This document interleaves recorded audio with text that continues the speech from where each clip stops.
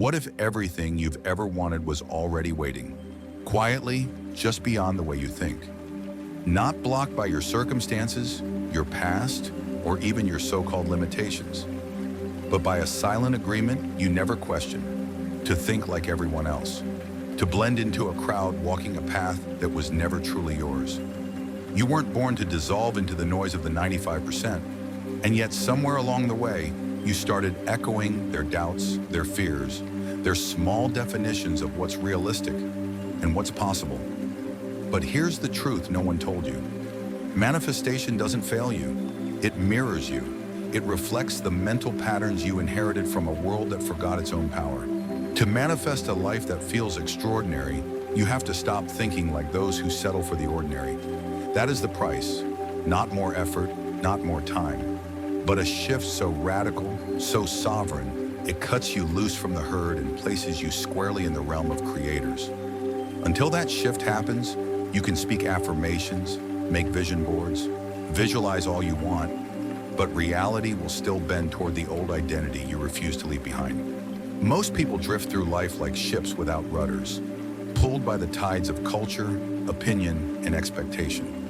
They pray that luck will one day deliver them to the shores of their dreams, yet they never realize the current they follow is one of quiet resignation. They believe life happens to them, not through them. Their thoughts are not truly their own, but hand-me-downs of limitation, passed from one fearful generation to the next. And tragically, they never stop to ask, where is this current really taking me? They listen to the noise, to the advice of those who have never dared to create anything extraordinary, to the fears of those who chose safety over sovereignty, to the silent pact of the masses. Better to fit in than to wake up. So they walk the well-worn paths paved with mediocrity, believing it must be right because everyone else is on it too. But here's the truth.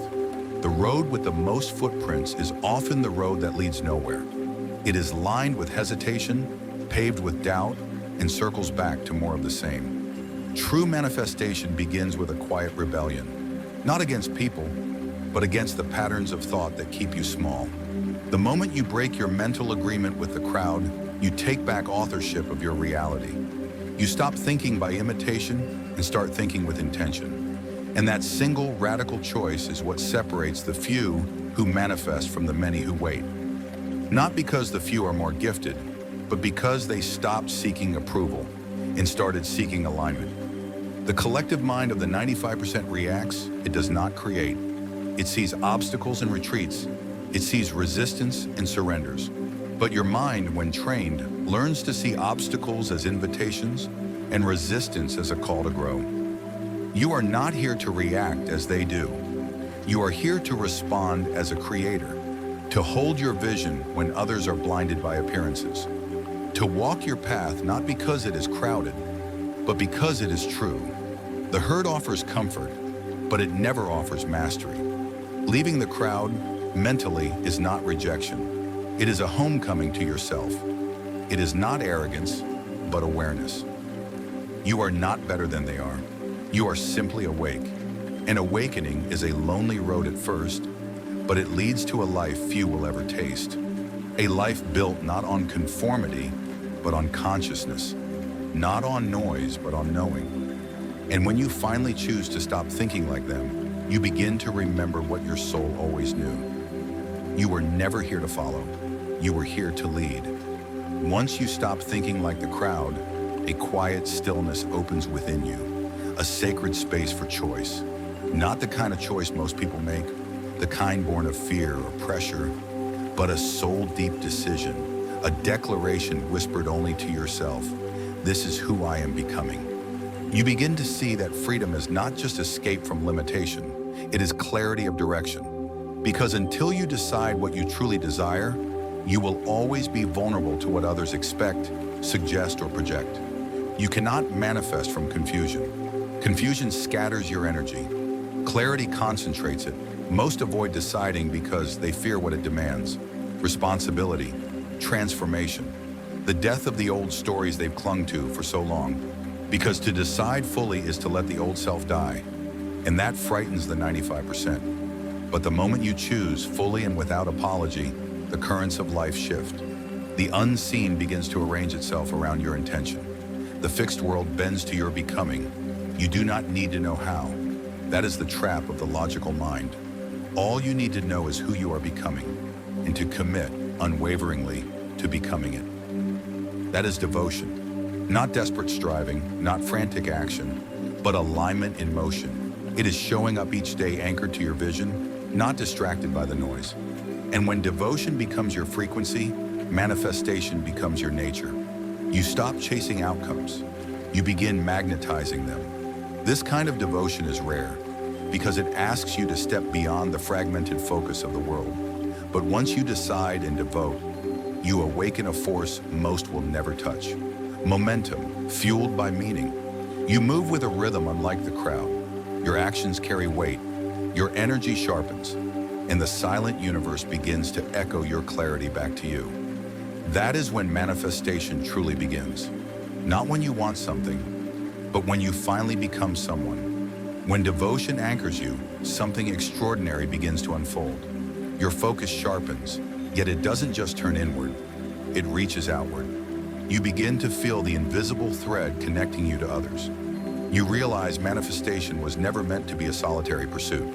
It's not about pulling blessings from thin air only for yourself. It is a relationship with the field, a quiet conversation between your energy and the energy of the world. And in that conversation, one law remains unbroken. Your rewards will always match your service. The average mind competes. It fights for scraps of validation, believing there's not enough to go around. It clings to the illusion of lack, thinking someone must lose for them to win. But that mindset belongs to the 95%. It leads to fleeting success, if any at all. The creator's mind does not compete. It creates. It gives without fear. It serves without manipulation. It knows that what you pour into others is never lost, but multiplied, echoed, and returned in ways seen and unseen. To serve is to step into your divine power, not as a martyr, not from guilt, but because you understand the universe moves through you. When you create something valuable, a solution, an experience, an idea, you become a conduit for abundance. The field responds. Those you serve carry your impact forward, rippling your energy outward. And what comes back is not just compensation, but alignment, growth, a life infused with meaning. So many wonder why manifestation fails them, yet never stop to ask the simplest question: who am I serving? Not in theory, but in practice. Who is better because of your presence today? What problem did you solve? What beauty did you offer? When your life becomes the answer to someone else's need, manifestation stops being effort and starts being expression. You stop surviving and start overflowing. Service is not small. It is not humble. It is sacred. It is the hidden language of the universe, spoken only by those who rise above the noise. You were never here to claw your way to success. You are here to create something so valuable, so resonant, that success has no choice but to find you. Stop competing. Start creating. Serve like a God who remembers his own nature. And watch the world make room for your light. When you serve from the overflow of your devotion, a quiet miracle begins to take root. You stop waiting for the world to give you permission. You stop needing proof to believe your own truth. That is when you step into the unseen, birthing a life no one else can yet see, touch, or understand. Because it was never given to them. It was given to you, carried by you, meant for you alone to hold until it blooms. Understand this. Most only believe what they can measure. They trust what already exists and dismiss what is still becoming. That's why your vision will confuse them. They will doubt it, question it, even mock it. But that is not a reason to stop. It is proof you are ahead of them in time. Your future is already real. It just hasn't become visible yet. And this is where your strength must live, in the unseen. To hold a vision in the dark is one of the rarest spiritual disciplines. It requires patience, solitude, and an unshakable trust in what only you can feel. You cannot create a new reality if you keep measuring it by the old. You cannot rise if you're still waiting for evidence it's safe to believe. The ones who manifest the extraordinary are not reckless. They are rooted. Rooted in a knowing deeper than logic. Rooted in something the crowd never cultivated, inner sight. Let them speak of odds and markets. Let them explain what's realistic. You are not bound by their language. You are not creating what is. You are creating what will be. And until it appears, protect it, nourish it. Let it grow quietly in the soil of your belief. Because one day when it emerges, when the impossible becomes your normal, they will ask how you did it. They will call you lucky, gifted, chosen. But you will know. It wasn't luck. It wasn't magic. It was devotion. It was service. It was the courage to hold a world in your mind long before it ever touched your hands. That is the art of manifestation. Not chasing what exists, but creating what does not. Yet, to create what does not yet exist, you must live from a place few ever dare to visit, your inner world. That sacred, silent space where thought is born, where identity is shaped, where belief becomes blueprint. All true manifestation begins here, not in the frantic noise of action, but in the quiet clarity of awareness. You've carried the vision, you've protected it, you've served it. Now comes the final act, mastering the realm it was born from. Because until your inner world is aligned, the outer world will remain fractured. Most spend their lives trying to fix the mirror, never realizing the reflection changes only when the one standing before it does.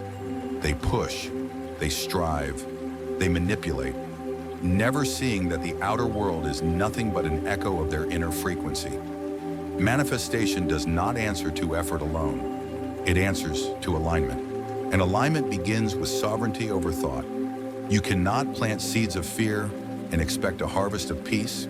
You cannot dwell in doubt and expect clarity to rule your days. So guard your mind. Sharpen it with study, quiet it with stillness, direct it with vision. Speak only what aligns. Think only what strengthens. Not perfectly, but consistently. Because what you dwell on becomes what you walk in. What you imagine becomes what you inhabit. The outer world has no choice but to arrange itself around the dominant patterns of your inner reality. This is not metaphor, it is law. When the mind is mastered, not silenced, not suppressed, but guided, you become unstoppable. Life no longer pulls you into reaction. Your inner world stands steady, whole, unshaken. The noise cannot penetrate. The setbacks cannot derail you. You begin to move with a quiet certainty, and the universe, sensing the order within you, responds in kind. Not because it submits, but because it resonates. As within, so without. Always. Manifestation only works when you stop thinking like them. Not because you're better, but because you're awake. The moment you release the inherited patterns of the 95%, the fear-based logic, the competition, the passivity, you return to your original power. You begin to remember, your life is not a reaction, it's a creation. And to create, you must think like no one else around you. Decide when others hesitate, serve when others grasp, see the invisible when others demand proof. That is the path of the few, the creators, the conscious. Everything you've been seeking already exists, in potential, in frequency, in seed form. But it cannot bloom through old mental wiring. You cannot plant new desires in soil still tangled with inherited weeds. The mind must be renewed, not once but daily, devotionally. You must become the thinker, not the echo, the signal, not the static. When that shift takes root, reality bends. Not all at once, but steadily, irreversibly. Because reality does not respond to the masses. It responds to the rare soul who dares to think beyond them. So let the world keep guessing. Let them keep watching. You are no longer trying to manifest like them. You manifest because you no longer think like them. You've chosen clarity over confusion, creation over comparison, alignment over approval. And in doing so, you've returned to the sacred truth that has always lived inside you. You are not here to reflect the world. You are here to shape it, thought by thought, choice by choice. Manifestation is not a wish, it is a becoming. And you are becoming unstoppable. If you're ready to walk this path with me, to remember who you truly are, and to shape a reality that only you can see, then subscribe, stay connected, and let's create what others can't even imagine. Your journey has just begun.